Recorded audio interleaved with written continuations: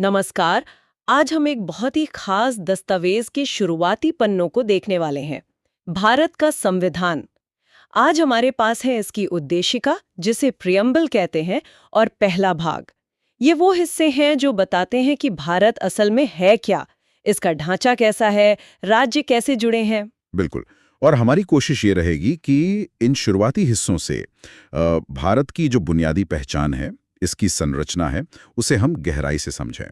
ये सिर्फ कानूनी भाषा नहीं है, देखा जाए तो ये वो नींव है जिस पर हमारा देश खड़ा है। और हम ये भी देखेंगे कि जरूरत पड़ने पर इस संरचना में बदलाव कैसे लाया जा सकता है। और हाँ, ये सारी जानकारी सीधे संविधान के मूल पाठ से ही ली गई है। तो चलिए शुरू करते हैं। सबसे पहले उद्देशिका। इसे अक्सर संविधान की आत्मा या कुंजी भी कहा जाता है। इसकी शुरुआत ही बहुत दमदार शब्दों से होती है, हम भारत के लोग।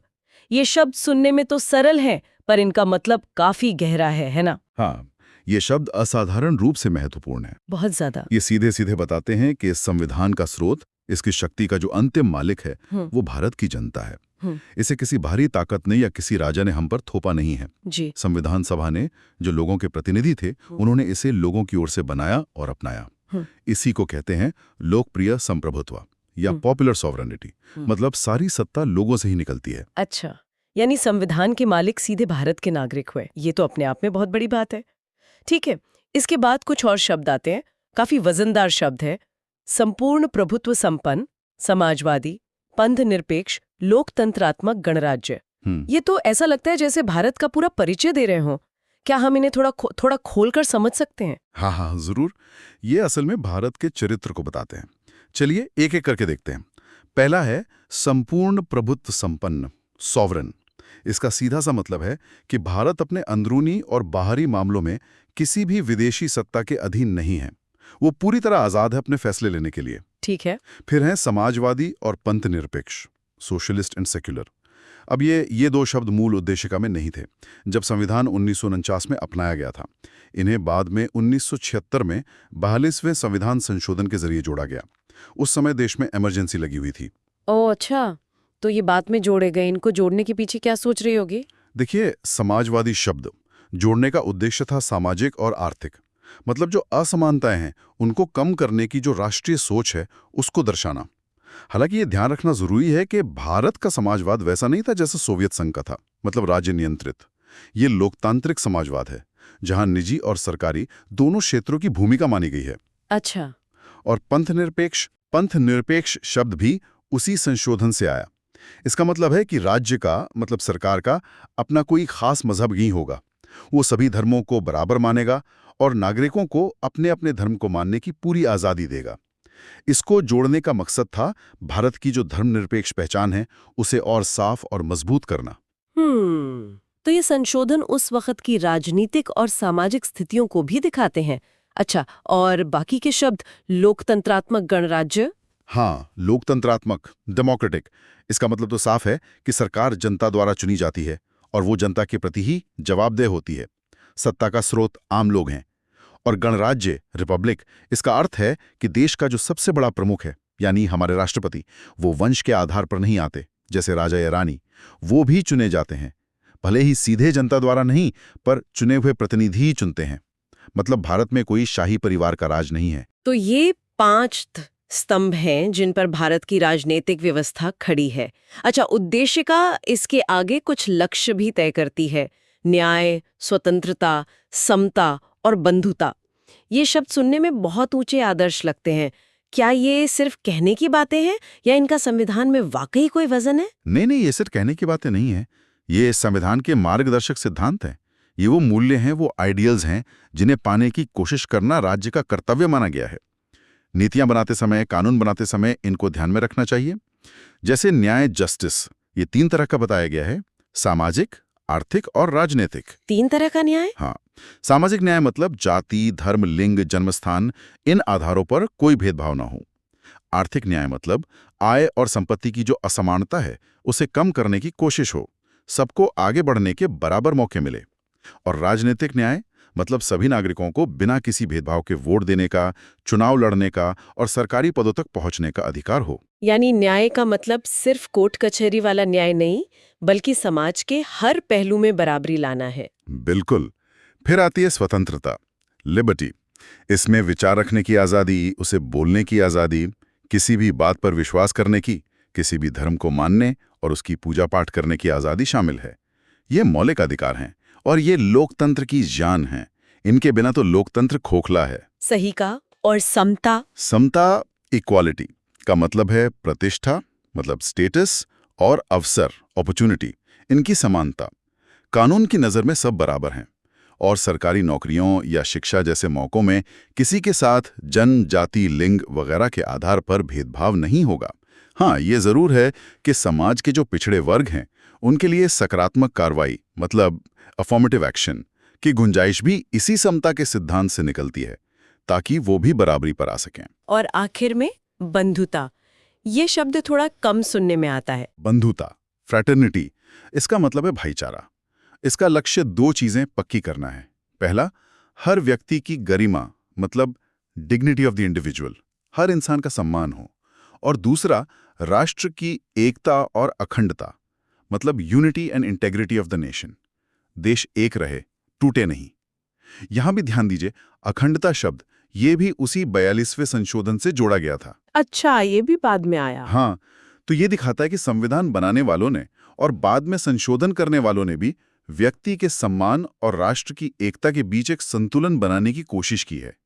ये सिर्फ नागरिकों के बीच आपसी भाईचारा नहीं है, बल्कि एक साझा राष्ट्रीय पहचान को मजबूत करने का भी बुलावा है। तो उद्देशिका एक तरह से संविधान का घोषणा पत्र है कि हम कौन हैं, हम क्या बनना चाहते हैं और हमारे मूल्य क्या हैं। और इसके अंत में इसे अपनाने की तारीख भी दी है, 26 नवंबर 1949। हाँ, बिल्कुल। ये वो ऐतिहासिक दिन है जब संविधान सभा ने इस संविधान को अंगीकृत, अधिनियमित और आत्मार्पित किया था। मतलब स्वीकार किया, लागू करने की प्रक्रिया शुरू की और इसे खुद को सौंपा। हालांकि संविधान पूरी तरह से लागू हुआ 26 जनवरी 1950 को, जिसे हम गणतंत्र दिवस के रूप में मनाते हैं, और 26 नवंबर को अब हम संविधान दिवस के रूप में मनाते हैं। ठीक है। उद्देशिका तो भारत के आदर्शों और सपनों की बात करती है, लेकिन जमीनी तौर पर भारत है क्या? इसका नक्शा कैसा है? संविधान का पहला भाग शायद इसी सवाल का जवाब देता है ना। अनुच्छेद 1 कहता है, भारत अर्थात इंडिया राज्यों का संघ होगा। यहाँ ये दो नाम क्यों हैं, भारत और इंडिया? ये बात हमेशा मेरी जिज्ञासा जगाती है। हाँ, ये वाकई एक दिलचस्प किस्सा है। संविधान सभा में नाम को लेकर काफी बहस हुई थी। कुछ सदस्य पारंपरिक नाम भारत चाहते थे, जो हमारे संस्कृति से गहरा जुड़ा है, तो कुछ सदस्य इंडिया नाम रखना चाहते थे, जो दुनिया भर में प्रचलित था। तो आखिर में दोनों को ही स्वीकार कर लिया गया। एक तरह का समझौता हुआ, इंडिया दैट इज भारत। अच्छा, और ये हिस्सा राज्यों का संघ, यूनियन ऑफ स्टेट्स, क्या ये अमेरिका जैसे फेडरेशन ऑफ स्टेट्स से अलग है? हाँ, ये बहुत ही महत्वपूर्ण अंतर है। डॉक्टर अंबेडकर ने संविधान सभा में इसे बहुत साफ किया था। राज्यों का संघ कहने के दो मुख्य कारण थे। पहला कि भारतीय संघ जो है वो राज्यों के बीच किसी समझौते या करार का नतीजा नहीं है, जैसे अमेरिका में हुआ था। वहां स्वतंत्र राज्यों ने मिलकर एक संघ बनाया था। यहाँ ऐसा नहीं है। और दूसरा, जो बहुत अहम है, कि किसी भी राज्य को भारत से अलग होने का अधिकार नहीं है। ये संघ अविनाशी है, इसे तोड़ा नहीं जा सकता। राज्य तो प्रशासनिक सुविधा के लिए हैं, वो संघ से अलग नहीं हो सकते।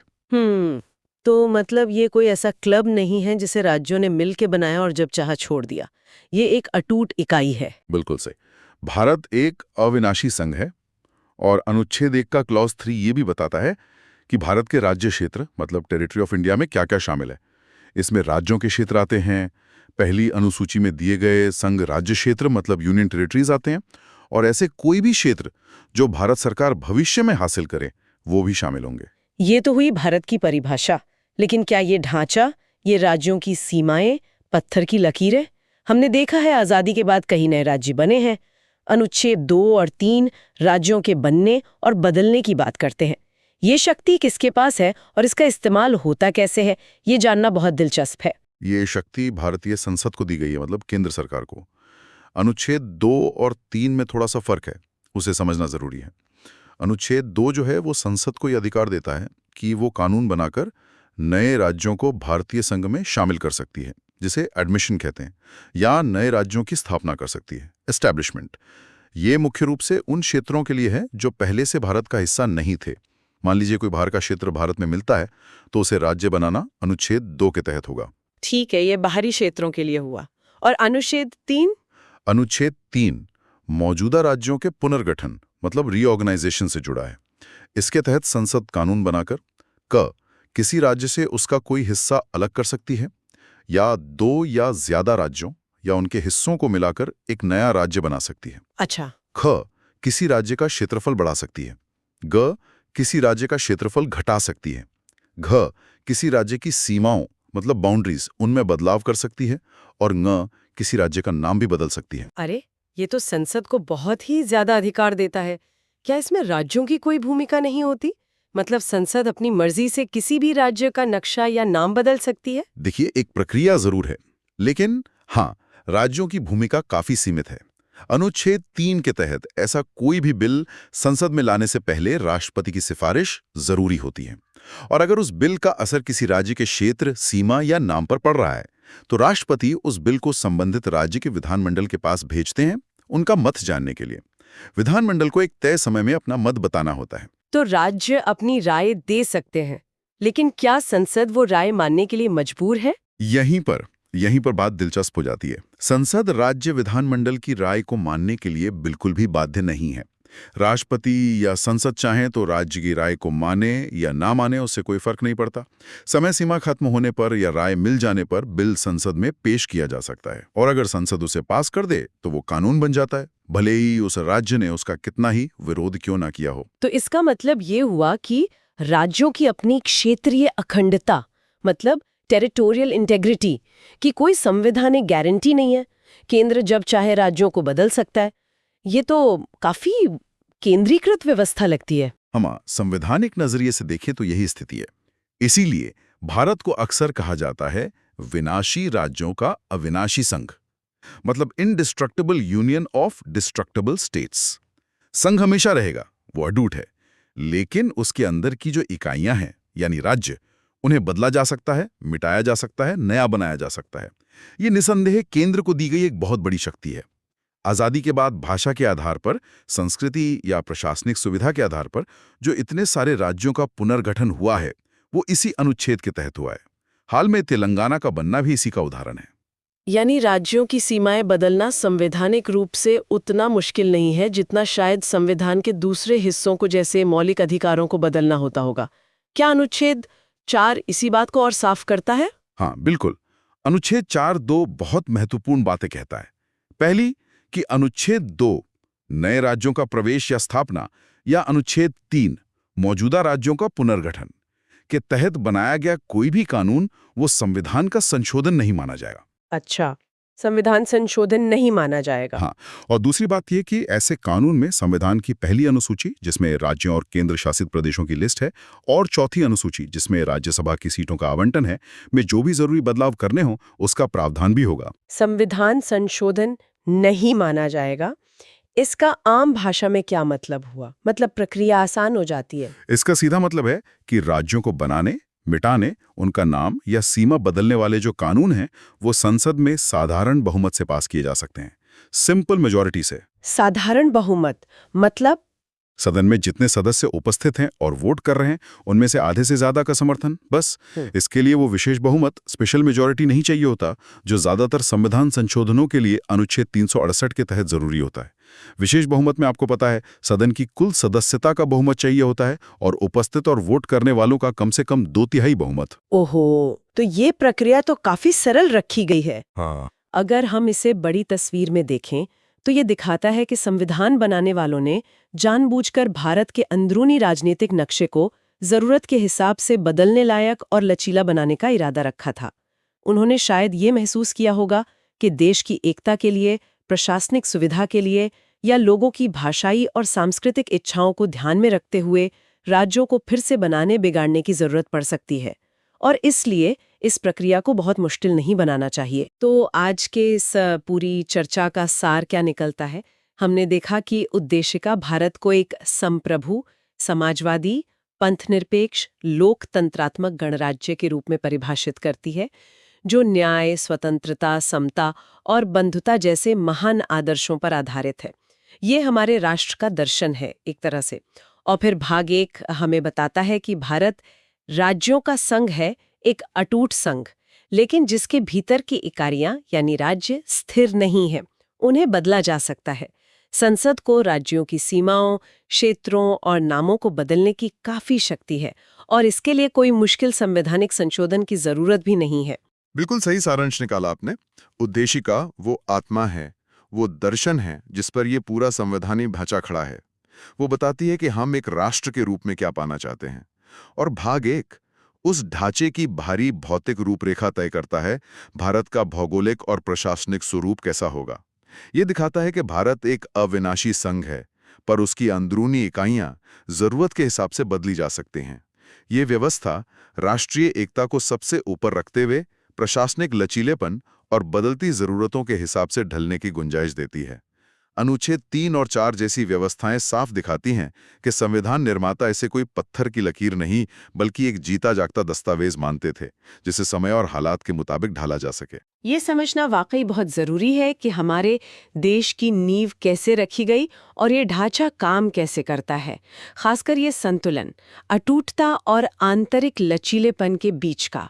आज हमने भारत के संविधान की उद्देशिका और पहले भाग के जरिए भारत की इसी बुनियाद को गहराई से समझने की कोशिश की। हाँ, और जाते जाते एक विचार श्रोताओं के लिए छोड़ जाते हैं।